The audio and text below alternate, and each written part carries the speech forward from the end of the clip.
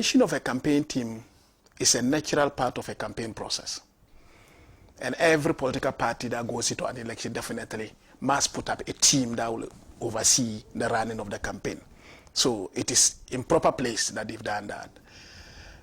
The question that we will need to be asking, yesterday I chanced somebody who was making an argument of how quick they have been able to put their campaign team together relative to the NDC in particular, who have not been able to put our campaign team together.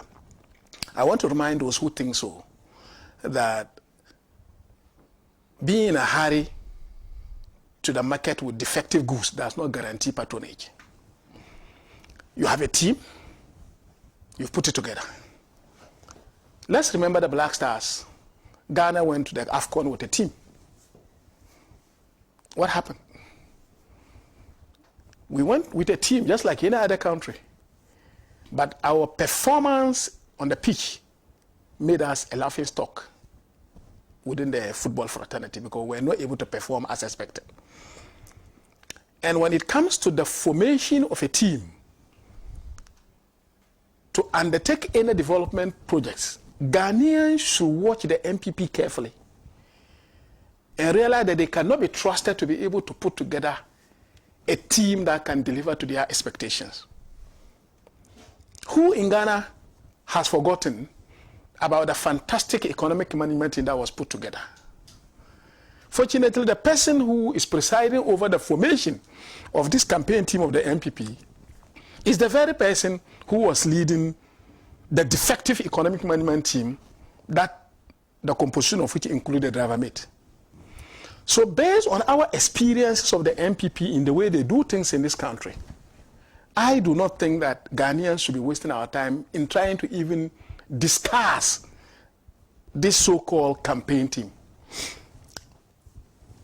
The economic management team that had a tall list of people with very complex and long certificates, and for which reason they attracted the accolade or the description of a fantastic economic management team, ended up, based on their performance, as an incompetent, impotent group of people who only wasted our time for good 7 years.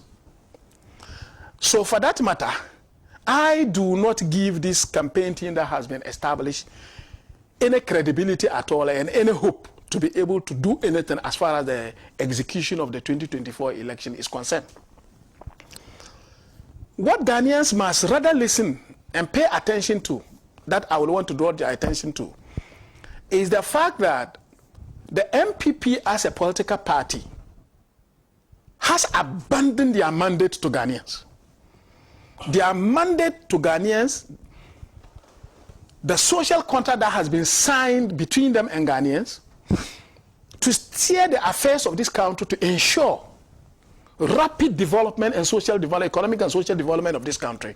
That particular assignment entrusted into their hands on the 7th of January 2017 has been jettisoned and abandoned by this team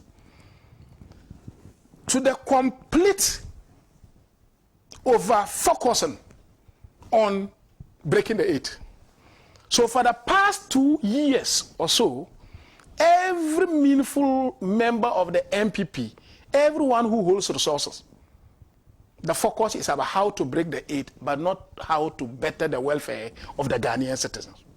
So I am telling Ghanaians this morning that the social contract you sign with the MPP government, they have not only failed in delivering the services that will develop this economy and that will better your lives, they have halfway the line abandoned that assignment, and their preoccupation day and night 24/7 is how to break the 8. And for me, that is the very reason why they have hardly put together this team, because they are no longer interested in anything but to break the 8. This point can be buttressed with reference to the statement by the president when he proudly mentioned to his party followers that he has done his best. And in fact, in reference to his performance for the last 7 years, that he has done his best. And if this is his best, I wonder what could have been his words. And he told Ghanaians that he will do everything under his power to ensure that his vice president, who is now the presidential candidate of the MPP, becomes the president of this country. That tells you that even the president himself is the one leading the charge in abandoning the sole responsibility of this government, that they should make sure that the hardship Ghanaians are facing is reduced. They should better the lives of the people. The president is the one that is leading the charge to abandon that role and focus more on how to what? Perpetuate their government in power. Basically because Ghanaians pay attention this morning. Basically because the idea of breaking the aid is not for any reason but to put in a shadow government of this failed government to be able to cover the rot, the corruption, the looting of the state coffers, because they need somebody they will put in there as their puppet that will allow them to be able to cover all the stolen money they've taken so that they cannot account for the failed government and the miscorruption and the mismanagement and misappropriation of the Ghanaian resources. Let's get back to the team. The MPP putting together a team, and when Solo was discussing the composition, the meaning, the essence to me, is that they want to hoodwink Ghanaians to believe that all is well with the MPP, when in actual fact there are deep cracks that are hurting the party to the core. And that is the very reason why they have gone to catalog the list of every influential person in the party, to the extent that even the former president, Kufuor, now has to play a role in the campaign for them to be able to win the election.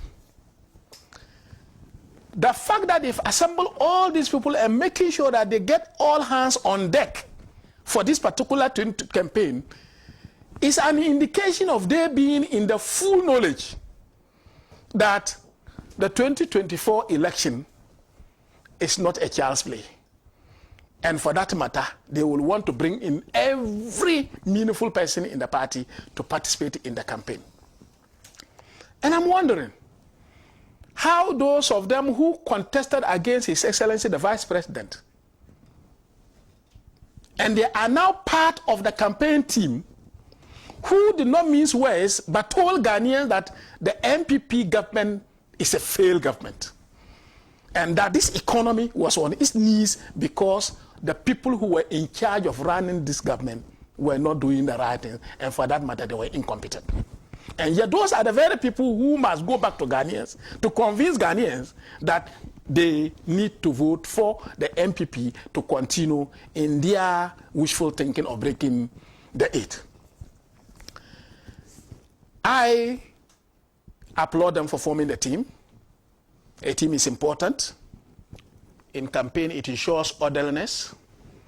It leads to shared responsibility in terms of who does what at what time. That is very important. And also, when you put together a team, it helps you in being able to approach the campaign in a very comprehensive manner. For this reason, I applaud them for putting up together the team. But I assure Ghanaians that that particular team is made up of the individual failures who have failed to manage this economy for the past 7 years that have been constituted into a new team with a new JC. To deceive Ghanaians to think that there is a new idea from the MPP, when in actual fact, they are the people who have already brain fatigue and they are now struggling with the economy and they don't know exactly what to do. Senna, let me remind the MPP and also appeal to Ghanaians that the situation of Ghana as we face now doesn't matter who is a member of what campaign team. What is the most important thing to us going into election 2024 is about the economy within your household. You, the farmer out there, your experiences last year in being able to cultivate the few acres of land that you needed to feed your family with is what should rather be informing who you vote for and not who constitute a campaign team of a political party.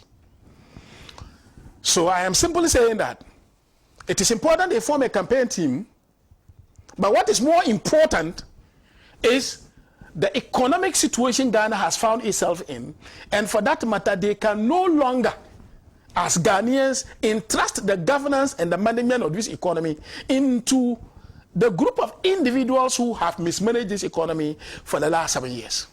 And therefore, the nature, the composition, who belongs, who doesn't belong, is inconsequential as far as the moving this economy and moving Ghana forward is concerned. The abysmal performance of the government, in my opinion, is what is most important. And for that matter, no matter how good those individuals are,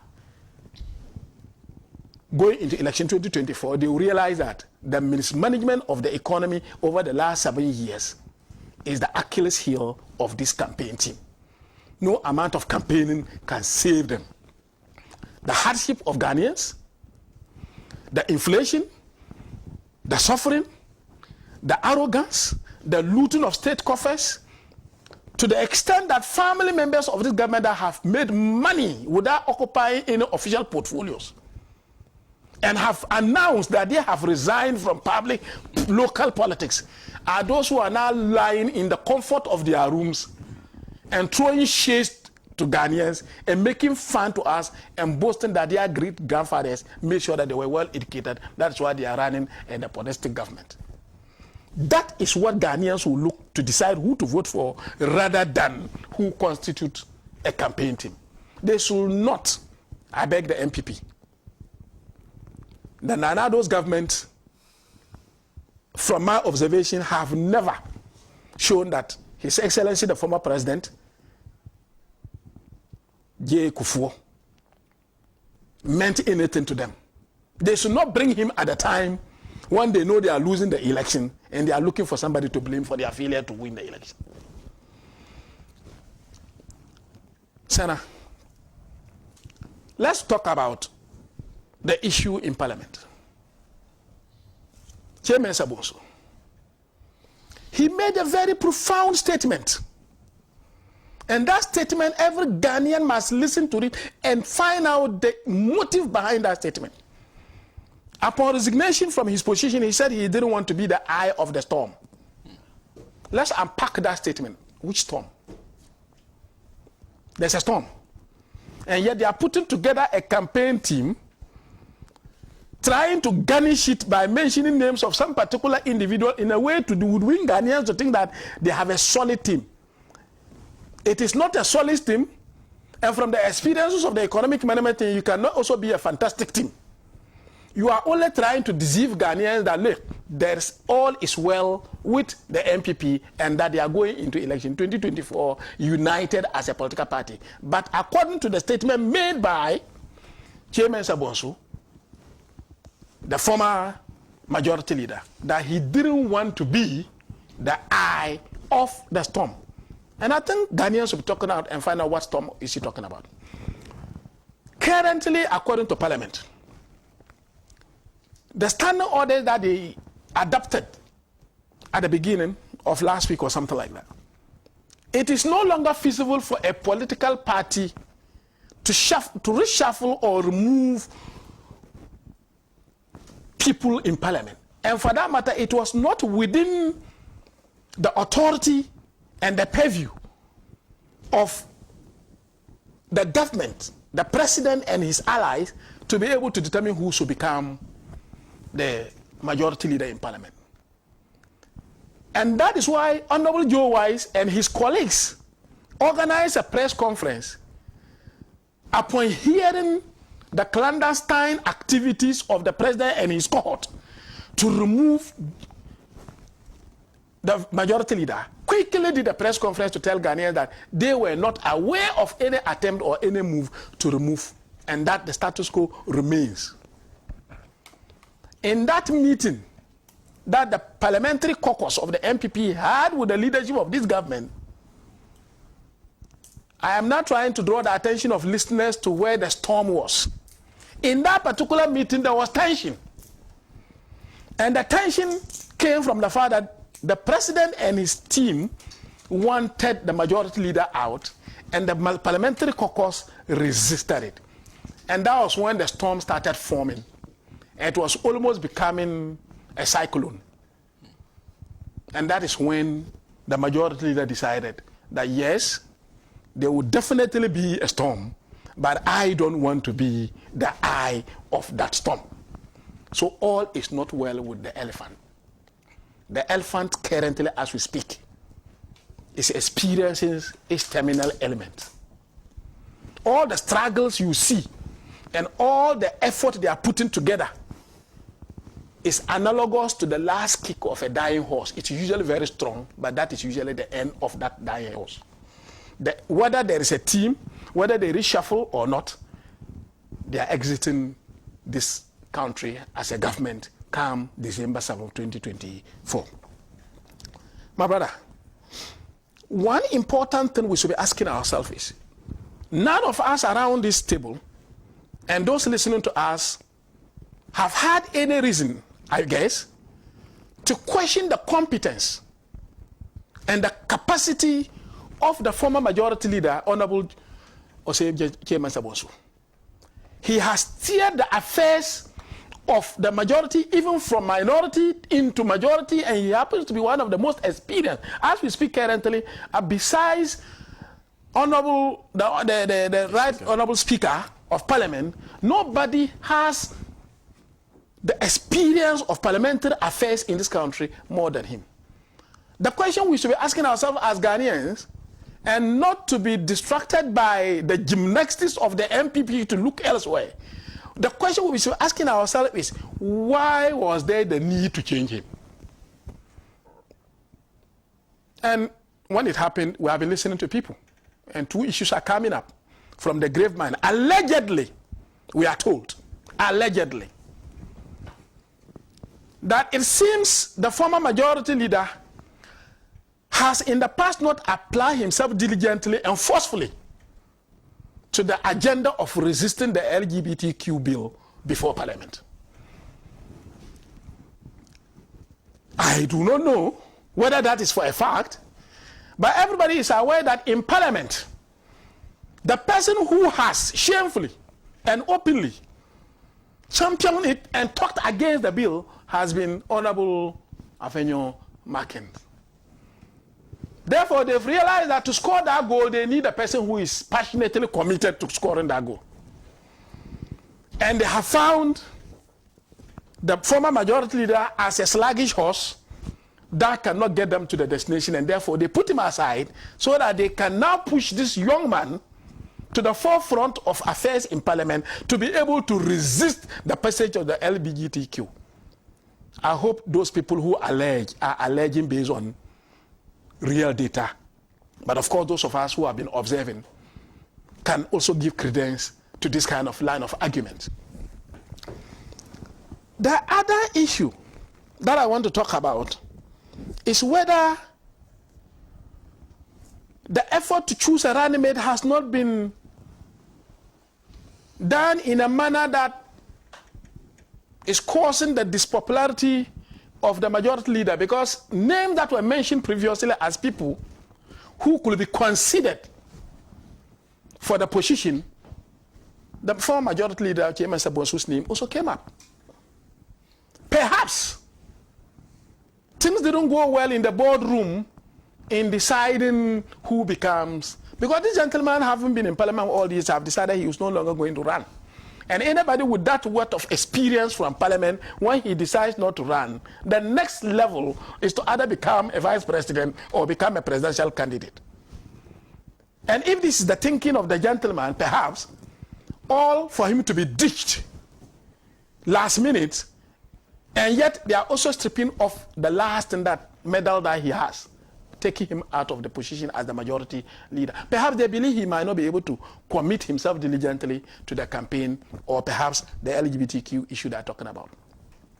So now let me talk about Asamoah. Asamoah's role in the MPP and to be part of the Youth and Sports Committee, that is very excellent, because he has the experience and the pedigree to be able to do that, because he has been a sportsman all throughout his life. And for that matter, they perhaps believe he has what it takes and the exposure and the experiences to be able to garner ideas around that. I don't have a problem with that. My problem is that the MPP must stop being populist in their strategy.